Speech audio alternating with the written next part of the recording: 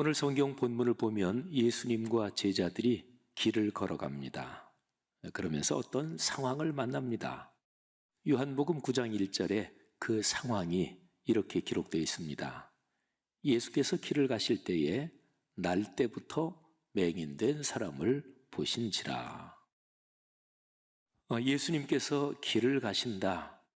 근데 보통 비유적인 표현으로 사람이 인생을 쭉 살아가는 거를 인생길 또는 제가 참 좋아하는 표현입니다마는 삶의 여정, 그 여정이라고 보통 표현을 하죠. 오늘 9장 1절에 예수께서 길을 가신다. 이 표현은 여러분이나 저 또는 사람이 인생 여정을 걸어갈 때 주 예수 그리스도께서 함께 가신다. 이렇게 그 의미를 묵상해도 좋을 것입니다. 근데 참 딱한 사람을 봤죠. 태어날 때부터 앞을 보지 못하는 시각 장애인 한 사람을 보았습니다. 그 사람은 이미 성인이 된 사람인데요. 그런데 이 딱한 상황을 보고 예수님의 제자들이 반응하는, 또 예수님의 제자들이 딱한 상황을 바라보는 시각을 한번 보십시다. 2절에 그 시각이 나와요. 제자들이 물어 이르되 라삐여, 이 사람이 맹인으로 태어날 때부터 앞을 보지 못하는 이런 상태가 누구의 죄로 인함이니까? 자기입니까?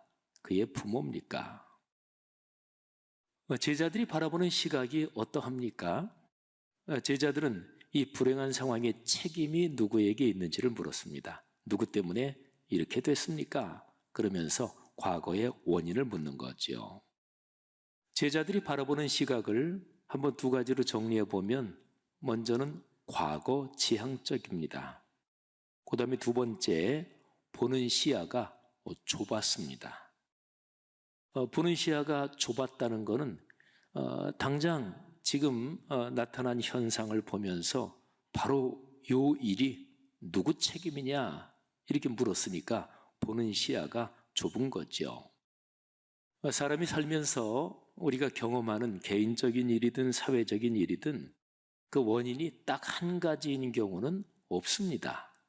삶의 모든 일은 여러 가지가 서로 얽혀 있고 또 다면적입니다.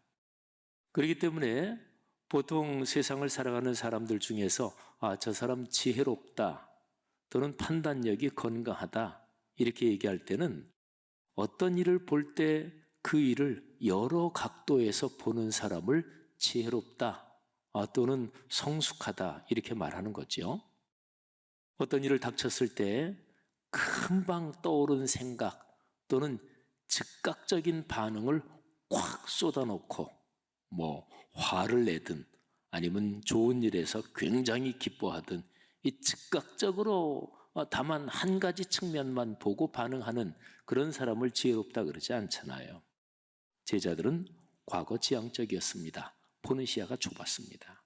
예수님께서는 날 때부터 앞을 보지 못하는 시각장애인을 보시면서 이 상황을 예수님은 어떻게 보셨을까요? 예수님이 보시는 시각은 제자들과는 사뭇 달랐습니다. 3절에 예수님의 시각이 나오는데 우린 거기에서 예수님의 인간관, 세계관, 가치관을 볼 수 있습니다. 예수께서 대답하시되 이 사람이나 그 부모의 죄로 인한 것이 아니라 그에게서 하나님이 하시는 일을 나타내고자 하심이라. 아멘. 이 사람의 죄도 아니고 부모의 죄도 아니다. 예수님이 보시는 시각을 두 가지로 정리할 수 있습니다. 제자들이 보는 시각을 과거 지향적이다. 그리고 굉장히 좁은 시각, 그러니까 그런 시각은 희생양을 만드는 걸로 한 발자국만 옆으로 가면 금방 연결이 되는 거죠. 예수님이 보시는 시각도 두 가지로 정리하면 첫째는 미래지향적이었습니다. 그리고 두 번째, 긍정과 희망, 그것도 절대 긍정과 절대 희망을 말씀하십니다. 자, 예수님은 지금 이후로 과거에 무슨 원인으로 이렇게 됐든지 오늘날 의학적으로 따지면 태어날 때 유전적 요인이든지 아니면 뭐 출산할 때 무슨 잘못된 과정이 있었든지 해서 태어나면서부터 앞을 보지 못했겠죠. 그런데 예수님께서는 과거에 무엇 때문에 이런 불행한 일이 일어났는지 그거 우선 묻지 말고 미래를 향해서 이 문제를 봐야 된다. 그래서 앞으로 이 사람에게서 하나님의 일이 나타날 것이다 하는 것이죠. 미래지향적이었습니다. 그 다음에 두 번째, 예수님은 어떤 어려운 상황에서도 늘 긍정과 희망을 말씀하셨습니다. 하나님이 하시는 일이 나를 통해서 나타난다. 그러니까 창조주 하나님, 그리고 삼위일체 하나님, 그분이 나를 통해서 당신의 뜻을 드러내신다. 그러면 그것처럼 영광스럽고 그것처럼 희망적이고 그것처럼 엄청나게 좋은 일이 어디 있겠어요? 태어날 때부터 앞을 보지 못하는 이 사람을 놓고 예수님은 이렇게 말씀하십니다. 이 사람을 통해서 하나님의 영광이 드러날 것이다. 그러니까 긍정이 있지요. 희망이 있지요. 그 앞에 수식어를 붙인다면 절대 긍정과 절대 희망입니다. 여러분, 예수님이 보시는 시각하고 제자들이 보는 시각이 사뭇 다르잖아요. 이태원 참사가 발생했는데 끔찍한 일이죠. 일어나지 말았어야 할 일이 발생을 했습니다. 이 일을 어떤 식으로 봐야 될까요? 우선 기독교적인 시각은 긍정과 희망의 방향으로, 하여튼 큰 틀에서는 그렇게 봐야죠. 이 일 때문에 우리 사회에서 부정적이고 독하고 증오와 배타적인 에너지가 우리 사회를 온통 물들이지 않도록 그리스도인은 마땅히 그런 시각으로 봐야 되겠죠. 예수님처럼 말이죠. 예수님께서는 그 얘기를 하시면서 당신이 세상에 오신 목적을 말씀하십니다. 자, 여러분, 사람이 이 세상에 살아가면서 존재하는 목적을 또는 존재하는 큰 방향을 가장 단순하게 둘로 나눈다면 빛과 어둠, 이렇게 나눌 수 있습니다. 너무 좀 단순하죠, 그죠?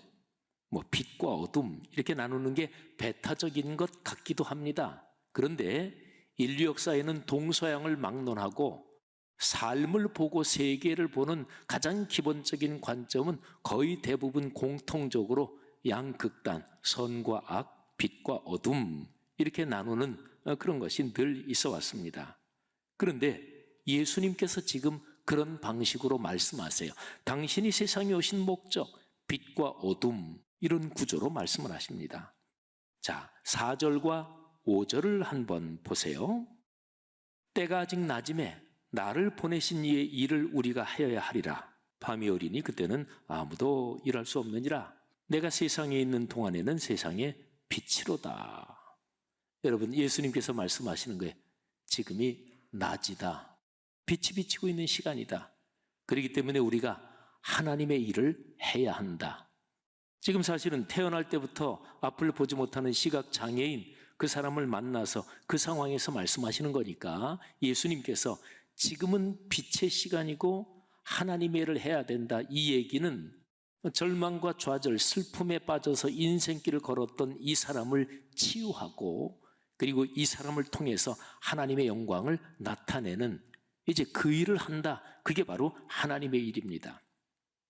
하나님의 일은 절망, 좌절, 그리고 한탄, 자기 열등감에 빠져 있는 사람을 살리는 것이고 그 사람에게 긍정과 그리고 희망의 길을 열어 보여주는 것이고 손 붙잡고 그 길로 같이 가는 거죠. 낮, 곧 빛은 어둠과 대비되지요. 하나님의 일은 사탄의 일과 대비됩니다. 어둠이 빛을 이기지 못합니다. 지극히 당연하지만 사탄이 하나님을 이기지 못합니다. 그러니까 예수 그리스도께서 하나님의 일을 빛 가운데 사는 동안 지금 해야 되겠다 말씀하시는 거죠. 근데 5절에 아주 중요한 표현이 있습니다. 예수님께서 이렇게 말씀하세요. 내가 세상에 있는 동안에는 세상의 빛이다. 자, 그러면 이 구절을 한번 거꾸로 뒤집어 보면 예수님이 세상에 계시지 않으면 그러면 세상은 어둠이겠네요. 그건 그렇습니다. 그런데 그리스도인들, 예수님을 나의 주님으로 믿고 인생 여정을 걸어가는 여러분과 저는 어떤 시간대를 걷고 있는 것일까요? 자, 예수님이 계시면 빛의 시간이에요. 반대로 예수님이 계시지 않으면 어둠의 시간입니다. 그런데 여러분과 나, 그리스도인이 걸어가는 삶의 시간대는 언제나 빛의 시간입니다. 왜요? 우리가 예수님을 주님으로 고백하고 주님은 거룩한 영으로 여러분과 저 우리의 삶에 동행하시기 때문입니다. 마태복음 28장 20절, 맨 마지막 장 마지막 절이지요. 거기에서 예수님께서 하늘로 오르시면서 이런 말씀을 주셨잖아요. 봐라, 내가 세상 끝날까지 너희와 항상 함께 있겠다. 아멘. 사랑하신 여러분, 여러분과 제가 걸어가는 시간은 빛의 시간입니다. 빛의 시간에 살아가면서 우리는 하나님의 일을 해야 되지요. 어둡고 힘들고 어려운 참사가 발생하는 그런 상황에서 우리는 긍정과 희망의 확신을 가지고 그런 문을, 또 그런 길을 다른 사람에게 보여줘야 하는 거지요. 지난 10월 29일 발생한 이태원 참사와 관련해서 진짜로 깊은 마음으로 애도를 표합니다. 희생자 유가족들, 또 희생자 관련된 가까운 친족, 친구들, 또 부상자 가족과 관련되신 분들에게 주님의 위로가 함께 하시기를 바랍니다. 여러분, 이태원 참사와 연관해서 직접적으로 관련된 피해자들 뿐 아니라 이렇게 저렇게 간접적으로 연관된 사람들 수가 상당히 될 것입니다. 그러니까 우리 사회 전체가 사회적인 트라우마를 지금 안고 걸어가는 거지요. 자, 여러분, 이 상황을 어떻게 해결해야 될까요? 우리 사회 전체를 충격으로 몰아넣은, 그리고 전 세계적으로도 참 큰 안타까움으로 주목하고 있는 이 상황을 어떻게 해결해야 될까요? 애도라는 단어를 중심으로 진정한 애도, 그래서 애도를 통해서 슬픔을 넘어서는 거거든요. 그러면 진정한 애도, 거기에는 어떤 요소들이 있을까요? 우리 기독교적으로 보면 4가지 요소가 있습니다. 4가지 중에서 앞에 3가지는 기독교적이 아니더라도 그냥 일반적으로도 애도라고 얘기할 때 꼭 필요한 요소가 앞에 3가지입니다. 자, 앞에 3가지를 먼저 말씀을 드리겠습니다. 첫째는 공감과 성찰, 2번째는 기억과 전환, 그리고 3번째는 책임과 대책입니다. 자, 간략하게 한번 설명드릴까요? 공감과 성찰. 어려운 일이 닥쳤을 때, 일이 참사가 발생했을 때 직접적으로 나와 연관되지 않아도 힘들겠다, 너무 안타깝다, 이렇게 공감을 갖는 것은 사람의 마땅한 도리입니다. 그렇잖아요. 제자들이 예수님하고 길을 갈 때 태어날 때부터 앞을 못 보는 시각장애인을 만났는데 제자들에게는 사실은 깊은 공감의 마음은 없었다고 봐야 되겠죠. 그 문맥상으로 금방 누구 때문이지? 금방 이 얘기를 했습니다. 우리 기독교 신앙인들 중에서 어떤 문제가 딱 발생하면 그거 누구 죄 때문이야? 그거 이걸 잘못해서 그래. 그거 이건 이렇고 이건 저래. 이렇게 금방 판정하는데 익숙한 그런 그리스도인들이 간혹 가다가 있습니다. 신앙 잘못 배운 것입니다. 그러니까 기독교인 중에서 어떤 사안이 발생했을 때 거기에 대해서 자신이 최종 판단하는 사람, 최종 재판관인 것처럼 선과 악을 구분하고 누가 죄 때문에 그래, 이렇게 하는 것은 신앙 잘못 배운 거예요. 그거 이전에 공감이 먼저야 됩니다. 그리고 공감하고 더불어서 성찰이 있어야 합니다. 성찰이 뭔가요? 이거는 반성하는 마음으로 차분히 살피는 게 성찰이잖아요. 근데 성찰에서 먼저는 나 자신을 성찰해야 합니다. 내 잘못이 무엇인가? 또 내 삶은 어떤가? 이번에 이태원 참사 발생했을 때 제가 한국기독교목회자협의회 대표회장으로서 길지 않은 짤막한 그런 입장을 언론에 전달을 했습니다. 그런데 거기에서 제가 그런 표현을 썼습니다. 무어라 설명할 수 없는 부끄러움을 느낍니다. 우리 어른 세대가 아마 다 공통적일 거예요. 뭐라고 설명을 좀 딱 부러지게 할 수 없지만 부끄럽더라고요. 부끄럽더라고요. 그리스도인으로서도 부끄럽고, 목사로서도 부끄럽고, 기성세대로서 부끄럽고, 그리고 특별히 이 시대의 젊은 세대들에게 부끄럽더라고요. 그러니까 성찰, 어려운 일이 발생했을 때 자신을 반성하면서 자신을 먼저 살펴야 되고, 그 다음에는 그 사건이 발생한 여러 가지 상황, 사회적 맥락, 또는 그야말로 국가의 재난 시스템 등등 이런 전반을 성찰해야 되겠죠. 하여튼 첫 번째가 공감과 성찰입니다. 그 다음에 두 번째는 기억과 전환입니다. 자, 기억이라는 한자 단어를 한번 잠시 살펴보겠습니다. 자, 기록할 기자, 이거는 말씀언, 거기에다가 우리 몸기, 이게 두 개가 더해진 게 기록할 기자입니다.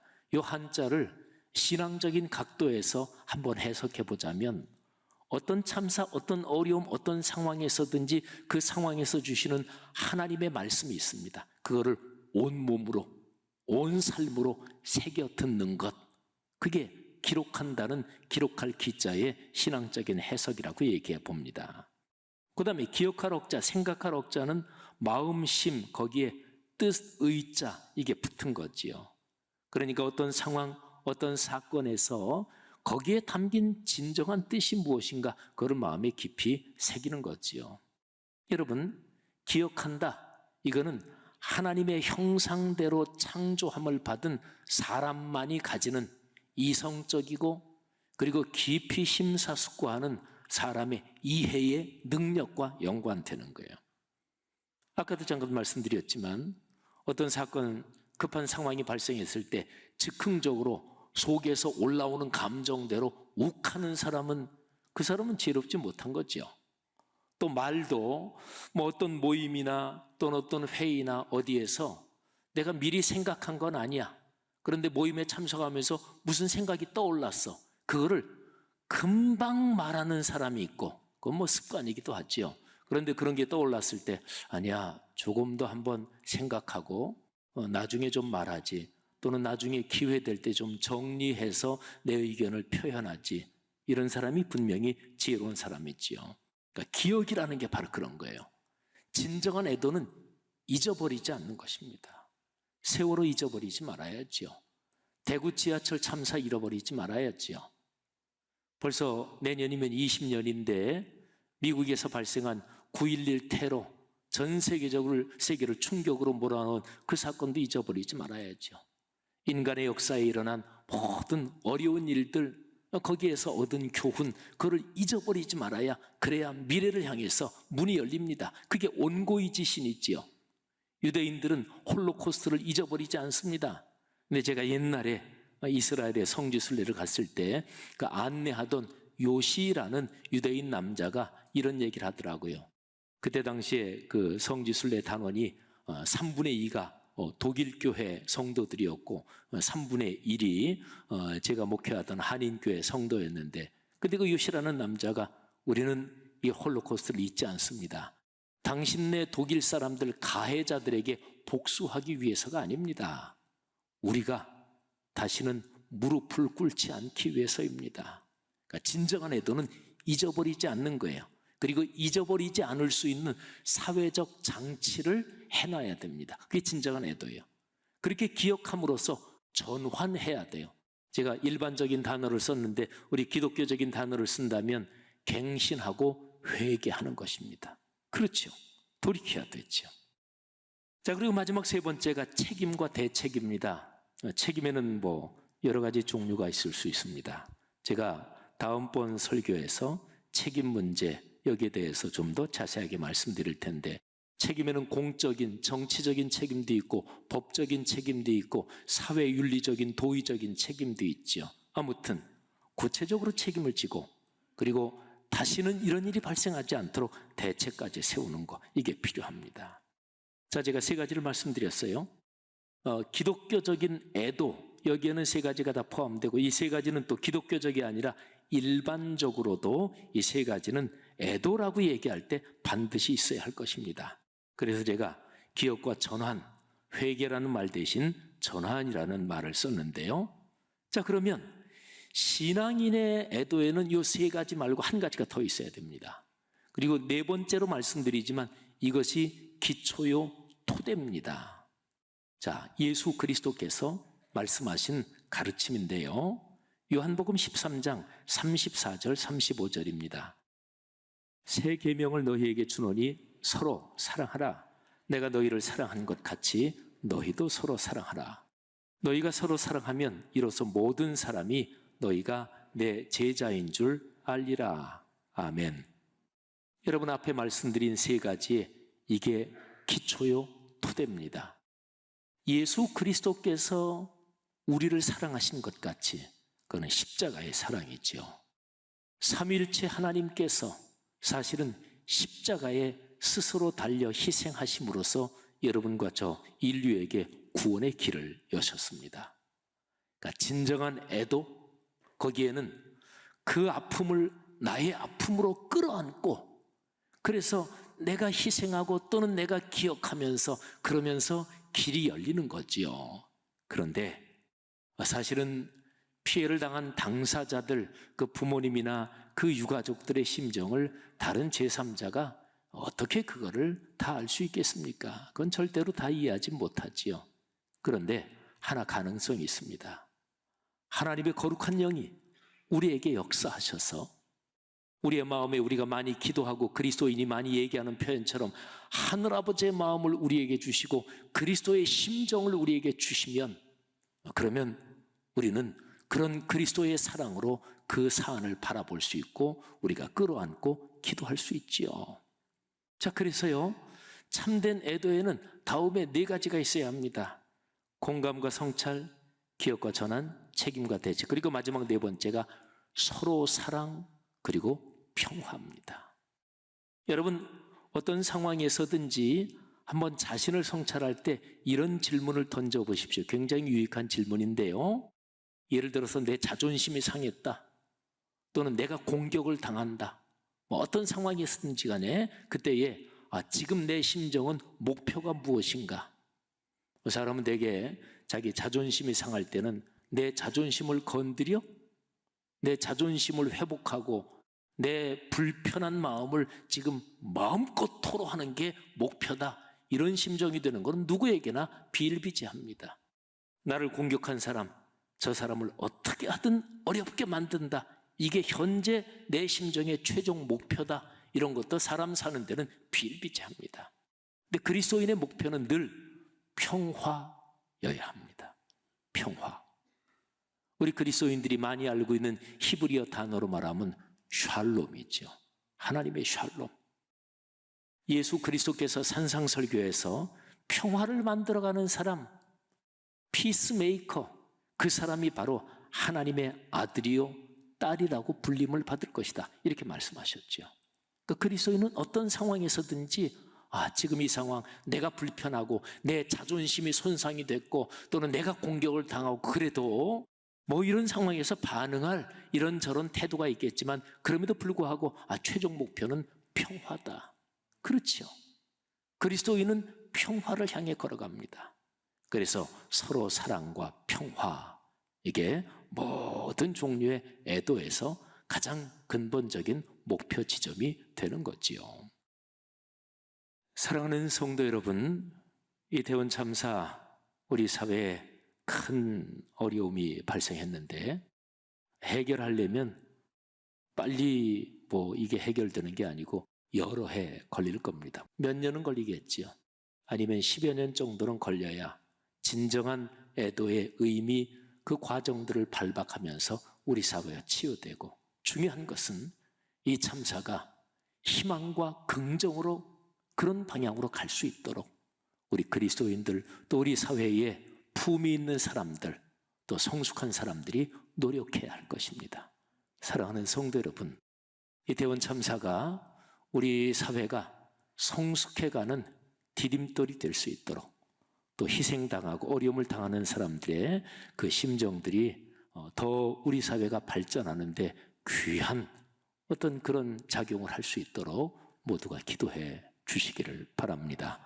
하나님께서 우리 사회에 축복하실 것을 믿습니다.